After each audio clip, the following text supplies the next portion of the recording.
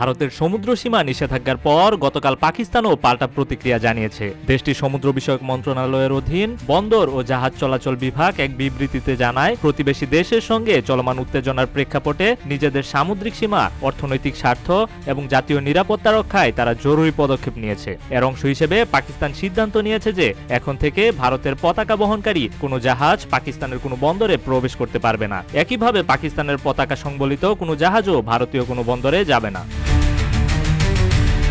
তবে বিশেষ কোনো প্রয়োজন বা ব্যতিক্রমী পরিস্থিতিতে এই সিদ্ধান্তে ছাড় দেয়া হতে পারে, তবে সেটি কেস টু কেস ভিত্তিতে ভালোভাবে মূল্যায়নের পরেই ঠিক করা হবে বলে জানিয়েছে কর্তৃপক্ষ।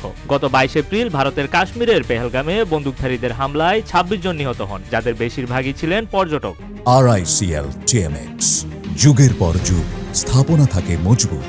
নয়াদিল্লির দাবি, এই হামলার পেছনে পাকিস্তানের ভূমিকা রয়েছে, যদিও ইসলামাবাদ এই অভিযোগ প্রত্যাখ্যান করেছে। এই হামলার পর চিরপ্রতিদ্বন্দ্বী দুই দেশের মধ্যে নতুন করে উত্তেজনা তৈরি হয়েছে।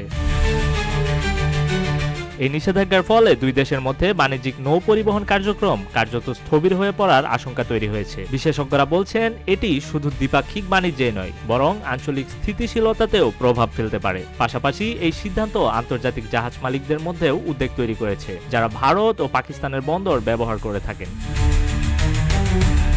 পর্যবেক্ষকদের মতে, কূটনৈতিক আলোচনার মাধ্যমে উত্তেজনা কমিয়ে পরিস্থিতি স্বাভাবিক করা জরুরি হয়ে উঠেছে। এরই মধ্যে পাকিস্তানের সামরিক বাহিনী জানিয়েছে, তারা স্বল্প পাল্লার আবদালি নামের একটি ক্ষেপণাস্ত্রের সফল পরীক্ষামূলক উৎক্ষেপণ সম্পন্ন করেছে। ভূমি থেকে উৎক্ষেপণযোগ্য এই ক্ষেপণাস্ত্র প্রায় 450 কিলোমিটার দূরের লক্ষ্যবস্তুতে আঘাত হানতে সক্ষম। পাকিস্তানের সেনাবাহিনী এক বিবৃতিতে জানায়, এই পরীক্ষার মূল উদ্দেশ্য ছিল সেনাবাহিনীর অভিযানে প্রস্তুতির মান যাচাই এবং প্রযুক্তিগত দিকগুলো খতিয়ে দেখা।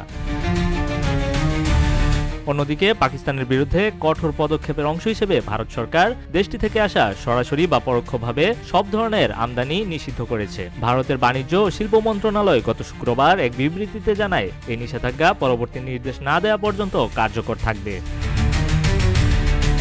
এছাড়া পাকিস্তান থেকে আকাশ কিংবা স্থলপথে পাঠানো যে কোনো ডাক কিংবা পার্সেল গ্রহণেও নিষেধাজ্ঞা জারি করেছে ভারত। দেশটির যোগাযোগ মন্ত্রণালয় এক পৃথক ঘোষণায় এই সিদ্ধান্তের কথা জানিয়েছে।